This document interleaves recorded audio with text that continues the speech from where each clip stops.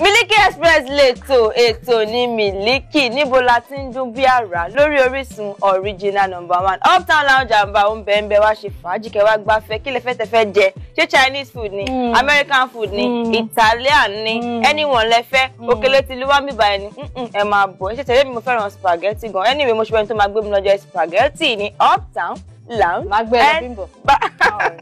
Níbo la wà number 59 Yaya Abaton Street off College Road nílọgbà ń bí báyìí ni Orísun estate náà ń bẹ wá di landlord wá di la bí mo ṣe wà àmì landlady bẹ́ẹ̀ ni mo ti nílẹ̀ sí Orísun estate láṣẹ Èdùmàrè àní ti kọ́kọ́rọ́ kó àlejò wa kejì tí wọ́n ń lé agodo báyìí tẹ́lẹ̀ àlejò mi mo ti ń jólẹ̀ lẹ́wà tí ń gbọ́ ìjó nìyẹn ìjó lẹ́rí yẹn tìǹgẹ́ àwọn kọ́lọ́kọ́rin yẹn mo kàn ń compost èmi ni bẹ́ẹ̀ ni tani àlejò wa lórí ètò lẹ́ni Mr. Dùgbẹ̀ one original Dùgbẹ̀ the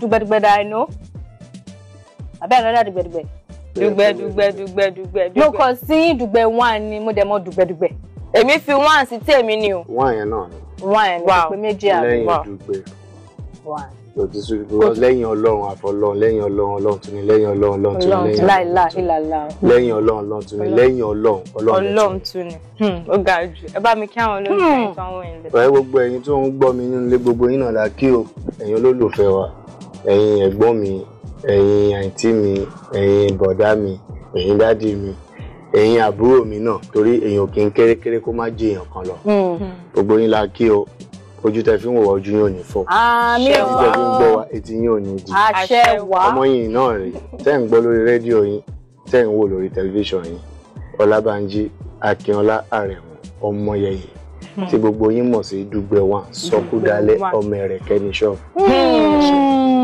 ẹ mọ̀ sọ̀rọ̀ nù ó ga jù orí kí wọ́n yẹn lásán plenty of ọmọ Ẹ̀rẹ̀kẹ́ ní ṣọ́ọ̀bù.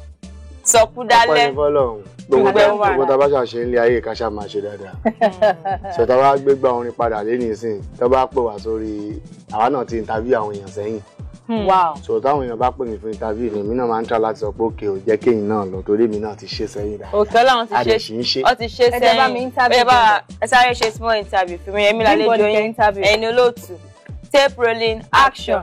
àṣeyàwó ẹjọ ọmọ ìlú wo ni. ọmọ Canada ni mi. Canada àdúgbò òbó ń Canada. Rocky Stars. àṣírí àbò ló bá dé. ẹni tó bá ń parọ́ fún tí ọba mẹ́rin tí ń parọ́ gan fún ayọ̀ wọn. mo èmi ò dẹ̀ parọ́ actually. gbogbo irọ́ yìí ni o. ẹjọ Dùgbẹ̀ one question yìí ó ti common jù. nà ó. ọmọ àdúgbò wo ni yín ìlú bọ́lẹ̀ ti wá. kò sí bí o ṣe máa. ẹ bá mi bí ní uncommon question kan. o lè pe rẹ ní pìrìsẹ́ńtà. the first thing tó máa kọ́kọ́ béèrè lọ́wọ́ àlejò ẹ náà nìyẹn ipò ọmọ ìlú wo nìyẹn ibo ló ti wá. Okay.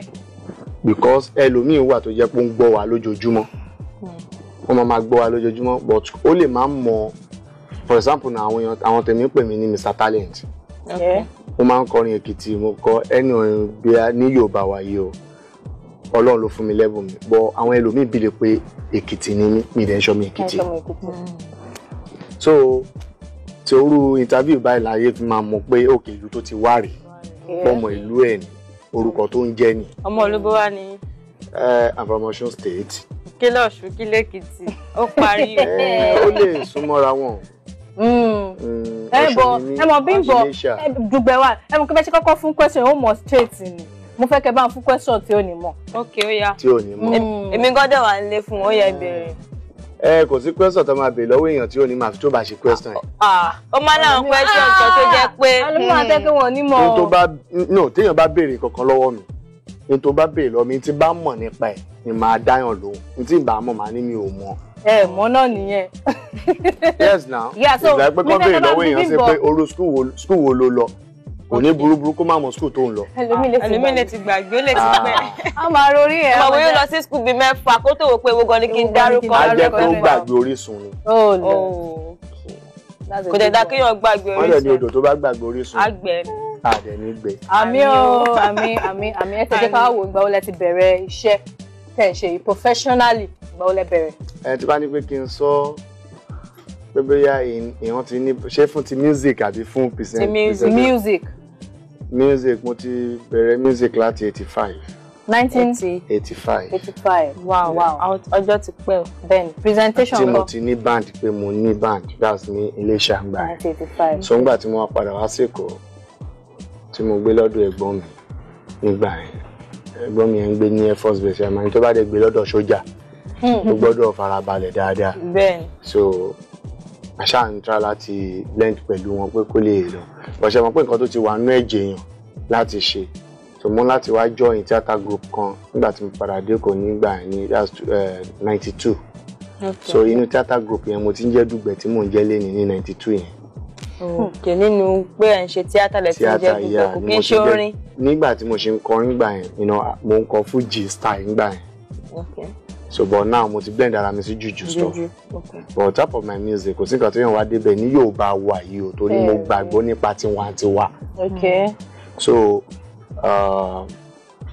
mo nígbà tí mo á join group yẹn ìsàgbéyà mo ń ṣeré lọ́njọ́ yẹn mo á rí àwọn ẹni wọ́n taṣọ wọ́n pe group yẹn ní Tèmídayọ̀ Tata group.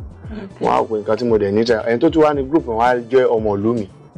So mo ṣe wá yàgbẹ́ tí wọ́n á ní kí ló ń ṣẹlẹ̀ nígbà kankan wọ́n á ní ẹ̀gbọ́n mi kan wá introduce mi sẹ́yìn nìyẹn. So mo á ní mo ní interest. So ibi tá a ti wá ń sọ̀rọ̀ wọ́n á rí i pé mo yẹn ń sọ̀rọ̀ funny. So ẹni role tó bá máa fún mi wọ́n máa fún mi ní comedy style comedy role wọ́n wá ní pé wọ́n á fún mi bọ̀bọ́ yẹn lọ́sà ní òkè orúkọ òun ni màá lè máa jẹ́ tó máa fọ́ ni wọ́n á fún mi ní Bàbá Dùgbẹ̀. So Bàbá Dùgbẹ̀ yẹn gangan ni mo fi bẹ̀rẹ̀. So later nígbà tí gbogbo ẹ̀ tí wọ́n á ń jọra wọn lọ wọ́n á yọjú bàbá yẹn kúrò pé ká fi bàbá ilẹ̀ fẹ́ yin bàbá. Kẹ́yìn dẹ̀ máa Dùgbẹ̀ lọ. Wọ́n máa sọ yín darúgbó ọ̀sán gan. Wọ́n á fi wọ́n àyẹn sí. You know àwọn èèyàn wá ń béèrè nígbà tó stage kan pé kí ni ìtumọ̀ Dùgbẹ̀ because àwọn ẹlòmíín máa ń bìlì pé bẹ́ẹ̀ ọmọ Ìbàdàn ni mí. You know gbogbo àyẹn kẹ̀dẹ̀ ní Bàbá Dùgbẹ̀ tí mò ń ṣe yẹn mo máa ń ṣe bíi èmi pẹ̀lú Dẹjọ́ stuff.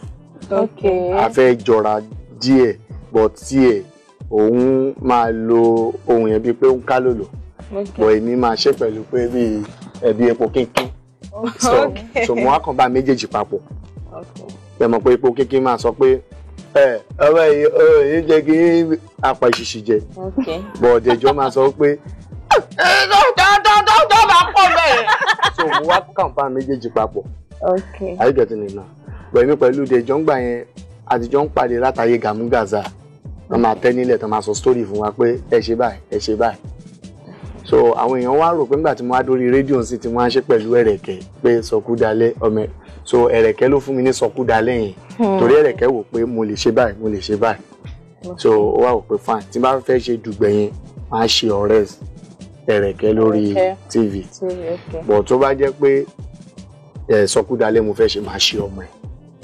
So mo máa ń play tour yẹn ní orí rédíò ńgbà yẹn bó àwọn èèyàn ò mọ̀ so àwọn èèyàn máa ń bìrì pé bóyá Dẹjọ́ pẹ̀lú Ẹ̀rẹ̀kẹ́ ló ń ṣe program pé Dùgbẹ̀ wá pẹ̀lú wọn ó wá ṣe kẹta nígbà yẹn so tí n bá fẹ́ ṣe Dùgbẹ̀ yẹn ńgbà yẹn ìgbà tí n pẹ̀lú ẹ jẹ́ kí n kọ́kọ́ mu láti ilẹ̀ kó má dàbẹ̀ pé mo forí àwọn kan mo gbé oríyìn fún màmá mi kan lé nítorí òun gbogbo ló mú mi wọ rédíò ńgbà yẹn that's ní Radio Lagos ńgbà yẹn Radio Lagos ṣì wà ní AM ní 99. So ẹ mọ̀ as a theatre group tá fi bẹ̀rẹ̀ títí nígbà ọ̀rẹ́ ẹ̀gbọ́n mi kan wá introduce mi sí Skin Dúdú wọ́n máa ń pè wọ́n ní Tókunbọ̀ báyìí máa ń sọ̀rọ̀ yín gbà yẹn ní Radio Lagos so àwọn ló mú mi dé Radio Lagos ńgbà yẹn so ọjọ́ tí mo kọ́kọ́ wò pé wọ́n wá sọ pé a ti pọ̀ jù lórí set as in lórí program wípé a gbọ́dọ̀ ju èèyàn mẹ́ta lọ ẹni tó fẹ́ máa ka PPA pẹ̀lú àwọn méjì tó máa jẹ́ presenter and co-presenter and then tó máa ka PPA yẹn ó kàn lè máa bá wọn dá sílẹ̀.